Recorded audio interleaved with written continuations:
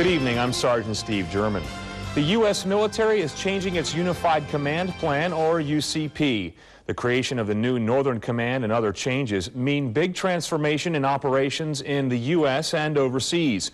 Beginning October 1st, European Command's geographic area of responsibility expands to include Greenland, Iceland, the Azores, the Caspian Sea, much more of the Atlantic Ocean, and Russia. From the EUCOM perspective, I think it's more evolutionary. It's not quite a result of the NORTHCOM addition, but as that blended itself in, it did ripple a little bit into EUCOM. But I think a prime driver from the Secretary of Defense was to streamline ourselves a little bit, to take some of the areas that weren't covered by the regional commanders and put them under the responsibility of the regional commander, for example, Russia, and to take a hard look at our structure. General Kohler says he thinks the UCP change is one of the first steps in the ongoing evolution of the European Command. Afghan officials are blaming yesterday's apparent drive-by shooting in Kandahar on Taliban and al-Qaeda fugitives, and they say they fear more attacks. According to witnesses, a gunman opened fire on a group of U.S. troops shopping on a busy street in the former Taliban stronghold and then escaped. The incident wounded one American and an Afghan. The shooting happened a day before the expected return of Afghanistan's former king to the capital, Kabul, after 29 years in exile in Rome.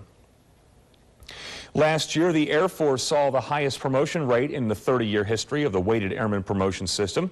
Air Force Sergeant Joni Hogsey reports with the increase of senior airmen being promoted to staff sergeant, instructors at the Matthews Airman Leadership School in the UK have a big job at hand. Tech Sergeant Todd Ramsey is waiting to pin on Master Sergeant and is the flight chief at the Matthews Airman Leadership School, or ALS, at RAF Feltwell. He runs the only ALS in the UK. Originally, when airman leadership schools were conceived, every wing had an airman leadership school.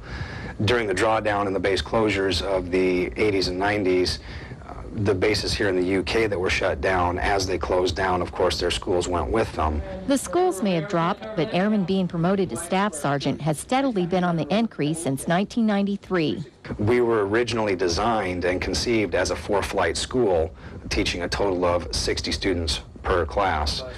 When the promotion rate was increased, we had to get very creative as far as how we were going to get the senior airmen through prior to them pinning on staff sergeant.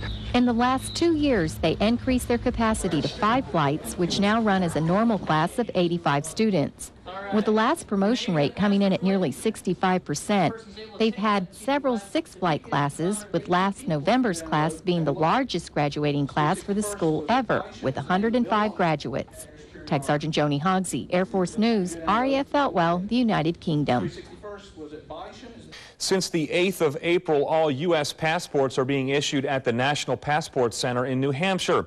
The chief of the consulate section of the U.S. Consulate General in Frankfurt, Kathleen Kayer, told AFN News that this facility is the only one equipped to issue the new high-tech passport. But the procedure for passport issue will not change. All applicants, all military members will go to their passport agent on the bases, and there they will fill out their passport application, and the application will be sent to our passport unit at the consulate, and we will do a name check, we will adjudicate the passport application, and we will send the application to New Hampshire, and New Hampshire will send the finished product back to us. The new passport is a state-of-the-art digitized photo passport. It was implemented, and actually the change was accelerated by the terrorist attacks of September 11th. Kathleen Kayer added that the waiting time for processing the passport is expected to go from about 4 weeks to 5. The Pentagon has announced plans to sell 16 Apache attack helicopters to Kuwait. The deal is valued at more than $2 billion and includes 4 spare engines, 4 Hellfire missiles, and equipment. The Pentagon says the sale will enhance Kuwait's ability to defend itself against tanks and other armored vehicles and makes its forces more compatible with American forces. And that's Newsline. Your AFN Primetime starts with an NBC News special next. Enjoy your evening.